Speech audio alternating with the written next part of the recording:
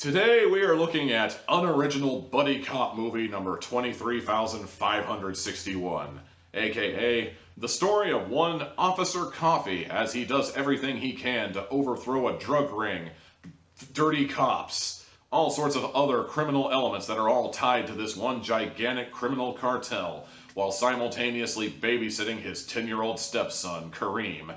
Coffee and Kareem. Wow, that wasn't even clever. I usually make it a point to not review movies I haven't finished, or at least don't have a general idea of how they end, like in the case of sextuplets. But make no mistake, Coffee and Kareem pissed me off. It was so bad that I actually quit like 2/3 of the way in and started watching That 70s Show reruns that I've seen a million times just to get the taste of bad movie out of my mouth. This isn't even like funny bad or ironic bad like Sharknado. I mean, this movie was genuinely bad. Whereas the platform is loud, pretentious garbage, Coffee and Kareem is like the exact opposite of the spectrum. It is a movie I have already seen 100 times already, and I have seen it done more adequately than this. Granted, I've also seen it done worse than this, but I have seen movies that do this so much better. Not a whole lot much better, but, you know, better than this. First and foremost, this movie falls into what I call the kid who's too smart for his own good trope. And when I say too smart for his own good, I don't mean a kid who's so intelligent that he can, you know, build a gigantic laboratory in his bedroom like Dexter's Lab or Jimmy Neutron. I don't mean a kid who's so smart that he actually got skipped ahead a grade or two, and really that's not a matter of being smart, that's just a matter of being really good at figuring out the pattern of standardized testing half the time. I'm talking about a kid who has way too much common sense, and I'm not just talking about like how to hack your teacher's cell phone, because I've actually heard some stories. I mean, this kid is doing some things, and he's coming up with ideas that a 10-year-old boy should not be coming up with. And if he does come up with them, they actually work. That is not how this works. That is not how any of this works. I'm sorry.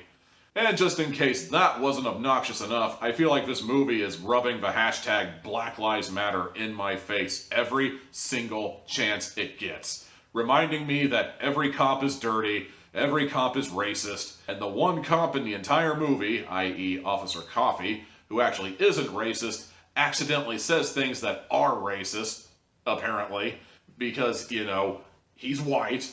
White people are awkward. White people are stupid. White people are the problem. Every single one of us, no exceptions. Look, I get it, you know, black people have been mistreated over the decades, you know, they've been beaten, they've been shot, they've been killed, they've been falsely imprisoned, and I know that, and I'm not saying the message doesn't have any, you know, bearing in reality, but there's just something about the way this movie tries to present the message where I feel like I'm being insulted more than anything else, you know? One thing that I notice about this movie is a recurring joke is that somebody calls 911 and they get put on hold instantly. Now, I don't live in Detroit, I live in Kansas City. Also, I've never had to call 911 for anything, and hopefully I never will. But I've been in the room when other people have called 911 before. There's no holding. You get in there with an operator right away and they address your complaint instantly. The only waiting you have to do is the amount of time it takes for the police or the fire department to get to your house or get to that down traffic light. I don't know. Like I said, maybe it's a Detroit thing because Detroit is a garbage fire city. I don't know. And then the hate mail came. Fuck it. Red Wings suck. Bottom line, this movie sucks. It's painfully unfunny. It's equally painful in how predictable it is. And frankly, Kareem just came off as the most annoying little bastard on the planet, and I was weirdly, sadistically kind of hoping somebody would shoot him in the head, which is not what you want from a protagonist. 1 hat out of 4, don't even at me. And that's gonna do it. Not just for this movie review, but probably for Hatflix and chill altogether, because goddamn, there is nothing good on Netflix this year.